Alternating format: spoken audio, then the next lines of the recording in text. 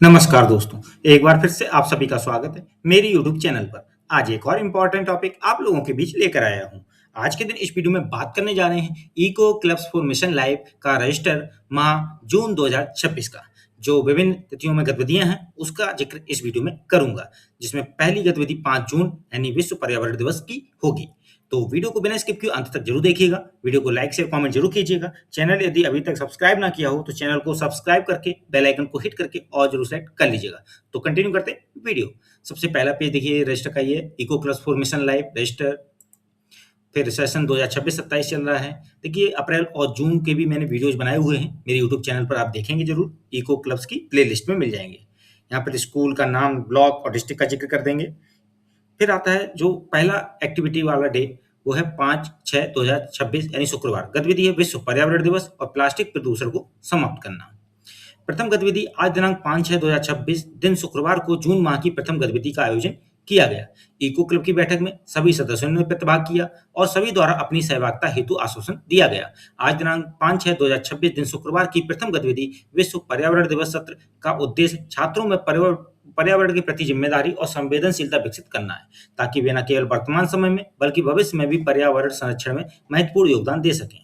फिर इसके बाद वृक्षारोपण गतिविधि कार्यक्रम का आयोजन किया गया, जिसको इको क्लब पोर्टल पर थीम एडॉप्ट हेल्दी लाइफस्टाइल के तहत सब थीम एनवायरनमेंट डे सेलिब्रेशन में फोटोग्राफ के साथ विवरण को अपलोड किया गया। ठीक है, ये कार्य आपको इवेंट बनाना है पहले, उसके बाद एक्टिविटी करनी है और उसके बाद डिटेल्स को अपलोड करना है विद फोटोग्राफ। तो इवेंट कैसे बनाते हैं, कैसे उनकी डिटेल्स को अपलोड करते हैं, इसके भी वीडियोज मेरे इको क्लब प्लेलिस्ट में मिलेंगे, तो वो देखिएगा जरूर, जिससे कि आपको नॉलेज सारी हो सके। फिर इसी डे में सेकंड एक्टिविटी है हरित शिक्षिका द्वारा सर्वप्रथम छात्रों को पर्यावरण के बारे में महत्वपूर्ण जानकारी दी गई तथा पर्यावरण की विभिन्न प्रकार की समस्याओं जैसे कि प्रदूषण, जलवायु परिवर्तन से अवगत कराया गया। प्रदूषण को कम करने के उपायों के संबंध में छात्रों से चर्चा परिचर्चा की गई तथा चर्चा परिचर्चा से स्पष्ट बिंदुओं को चार्ट पर अंकित किया गया तथा छात्रों से उक्त बिंदुओं को व्यवहार में प्रयोग करने हेतु प्रेरित किया गया। हरित शिक्षिका द्वारा प्लास्टिक प्रदूषण को समाप्त करने के लिए कुछ बुनियादी तथ्यों को इको क्लब के सदस्यों को समझाया गया, जो कि निम्न है। जैसे कि एकल उपयोग वाली प्लास्टिक का उपयोग कम करें। ठीक है, उसके बाद आता है प्लास्टिक कचरे को रिसाइकिल करें, प्लास्टिक उत्पादन को कम करें, प्लास्टिक के विकल्पों को विकसित करें, लोगों में जागरूकता फैलाएं। प्लास्टिक प्रदूषण एक गंभीर समस्या है, लेकिन इसे कम किया जा सकता है। एकल उपयोग वाली प्लास्टिक का उपयोग कम करके, प्लास्टिक कचरे को रिसाइकिल करके, प्लास्टिक उत्पादन को कम करके, प्लास्टिक के विकल्पों को विकसित करके और लोगों में जागरूकता फैलाकर आप प्लास्टिक प्रदूषण को कम करने में मदद कर सकते हैं। इको क्लब के सभी सदस्यों द्वारा प्लास्टिक प्रदूषण को समाप्त करने की शपथ ली गई और पर्यावरण के प्रति अपनी जिम्मेदारी निभाने हेतु संकल्प लिया गया। उक्त गतिविधि से जुड़े फोटोग्राफ को इको क्लब पोर्टल पर थीम से no to single use plastic की सब theme replace plastic water bottles with steel के तहत विवरण के साथ अपलोड किया गया। इको क्लब के सभी सदस्यों द्वारा विश्व पर्यावरण दिवस और प्लास्टिक प्रदूषण को समाप्त करने की गतिविधि पर चर्चा के बाद आज की बैठक का समापन किया गया। विश्व पर्यावरण दिवस से जुड़े चित्र यहाँ प्रिंट करा के पेस्ट कर सकते हैं, जो भी एक्टिविटी हुई उनके प्लास्टिक प्रदूषण को कम करते हुए चित्र यहाँ बना सकते हैं। फिर इसके बाद जो भी सम्मिलित हुए उनकी क्रम संख्या, नाम, पद और हस्ताक्षर की प्रक्रिया करेंगे। फिर इसी माह में 16/6/2026 दिन मंगलवार गतिविधि होगी प्लास्टिक कचरे को पुनर्चक्रित करें। देखिए ये जो गतिविधि 16 जून को रखी गई, क्योंकि इसी दिन विद्यालय रीओपन हो रहे हैं। यदि इन केस विद्यालय रीओपन ना हो तो जो भी नेक्स्ट वर्किंग डे हो आप उसमें इस एक्टिविटी को जरूर करा लें। ठीक है, तो प्लास्टिक प्रदूषण से निपटने के लिए नीतियों को बनाने का आग्रह करें, ये एक एक्टिविटी है। आज दिनांक 16/6/2026 दिन मंगलवार को जून माह की इको क्लब की गतिविधियों का आयोजन किया गया। इको क्लब की बैठक में इको क्लब के सदस्यों, हर शिक्षक या शिक्षकों के साथ साथ अभिभावकों ने प्रतिभाग किया। प्रथम गतिविधि जो है वो प्रथम गतिविधि के अंतर्गत सर्वप्रथम हर शिक्षिका या शिक्षक द्वारा इको क्लब के सदस्यों को प्लास्टिक प्रदूषण से निपटने की अवधारणा से अवगत कराते हुए बताया कि अपने घर पर प्लास्टिक कचरे को छांटें और रिसाइकिल करें, सार्वजनिक स्थानों पर रिसाइकिलिंग डिब्बे उपलब्ध कराएं, कर्बसाइड रिसाइकिलिंग कार्यक्रम लागू करें, सरकारें और व्यवसाय व्यक्तियों के लिए रिसाइकिल करना आसान बनाकर रिसाइकिलिंग को बढ़ावा दे सकते हैं। उक्त गतिविधि के समस्त फोटोग्राफ यानी अधिकतम 5 फोटोग्राफ रखने, जो थीम से no to single use plastic के तहत अन्य सब थीम में अपलोड किए जाएं। ठीक है, इवेंट बनाना पहले है, उसके बाद एक्टिविटी करनी है, उसके बाद डिटेल्स अपलोड करनी है। फिर प्लास्टिक कचरे को पुनर्चक्रित करें, उसका एक चित्र यहाँ पेस्ट कर दें या ड्रॉ कर दें। फिर आती है द्वितीय एक्टिविटी, प्लास्टिक प्रदूषण से निपटने के लिए नीतियों को बनाने का आग्रह करें।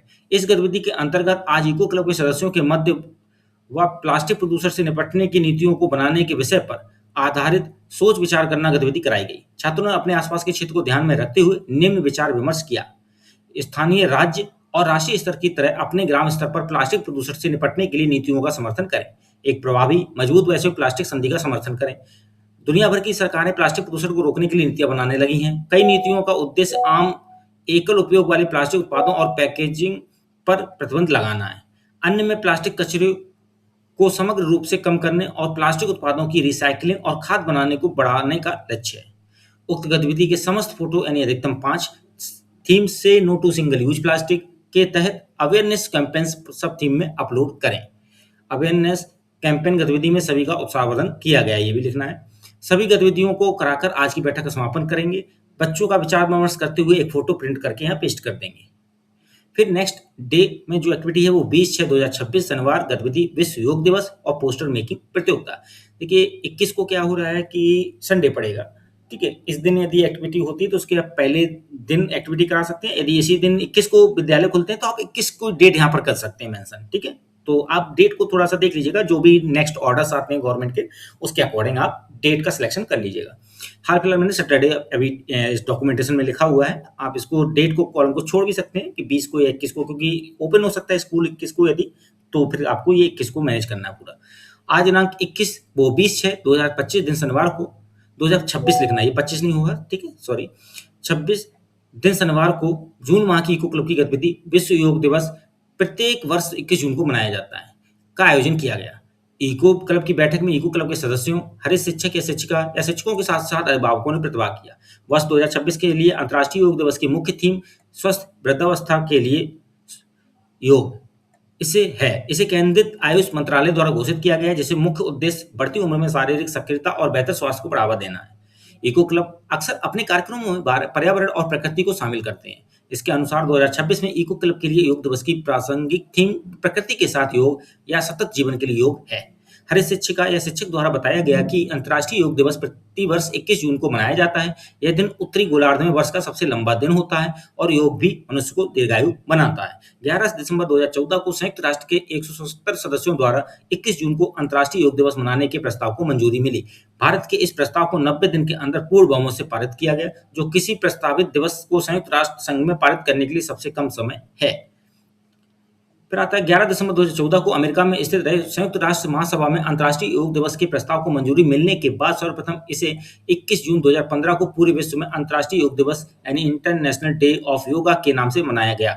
हर शिक्षिका या शिक्षक द्वारा योग से होने वाले लाभ बताए गए। लचीलापन, ताकत और संतुलन में सुधार, हृदय स्वास्थ्य में सुधार, वजन नियंत्रण, गठिया के लक्षणों में कमी, त्वचा की समस्या से छुटकारा, तनाव और चिंता में कमी, एकाग्रता और फोकस में सुधार, शांत और सकारात्मक मन, आत्म जागरूकता में वृद्धि।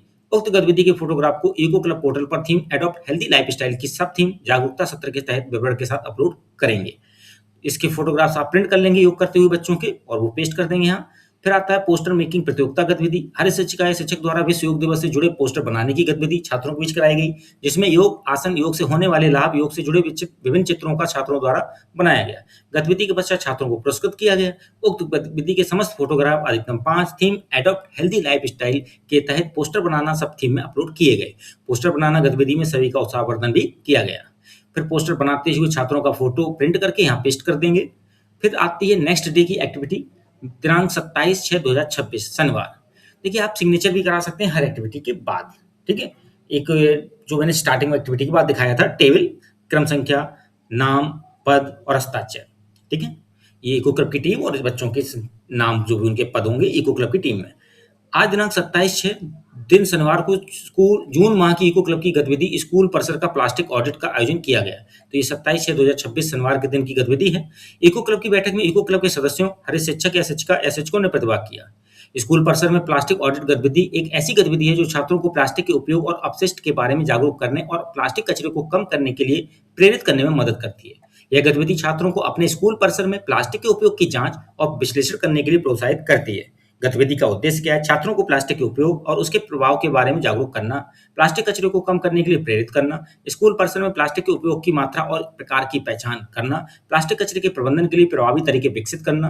गतिविधि के चरण में तैयारी, कचरे का संग्रह, कचरे का वर्गीकरण, विश्लेषण और रिपोर्टिंग, जागरूकता और समाधान और अनुवर्ती ऑडिट। फिर आता है गतिविधि से लाभ। छात्रों को प्लास्टिक के उपयोग और उसके प्रभाव के बारे में जागरूकता बढ़ेगी। प्लास्टिक कचरे को कम करने के लिए छात्रों में प्रेरणा बढ़ेगी। स्कूल परिसर को प्लास्टिक कचरे से मुक्त करने में मदद मिलेगी। छात्रों में पर्यावरण के प्रति जागरूकता बढ़ेगी। और उक्त गतिविधि के फोटोग्राफ को इको क्लब पोर्टल की थीम से no to single use plastic की सब theme plastic audit of school campus के तहत विवरण के साथ फोटो अपलोड करेंगे। अधिकतम 5 फोटो अपलोड कर सकते हैं। और जो भी एक्टिविटी करा रहे हैं इस विद्यालय परिसर में प्लास्टिक ऑडिट से जुड़ी हुई उसके फोटो को प्रिंट करके यहाँ पेस्ट कर देंगे। ठीक है, और नीचे फिर से सिग्नेचर वाला प्रोसेस करेंगे हर एक्टिविटी डे में। ठीक है, जो भी आपको करना है। तो इस तरह से आपको ये वीडियो मैंने दिया जिसमें जून 2026 माह में इको क्लब की गतिविधियों का जिक्र किया। वीडियो अच्छा लगा हो तो वीडियो को लाइक शेयर कमेंट जरूर कीजिएगा। चैनल यदि अभी तक सब्सक्राइब ना किया हो तो चैनल को सब्सक्राइब करके बेल आइकन को हिट करके और जरूर से कर लीजिएगा। मिलते हैं अगली बार और भी इंपॉर्टेंट वीडियोज के साथ। आज के लिए बस इतना ही। धन्यवाद।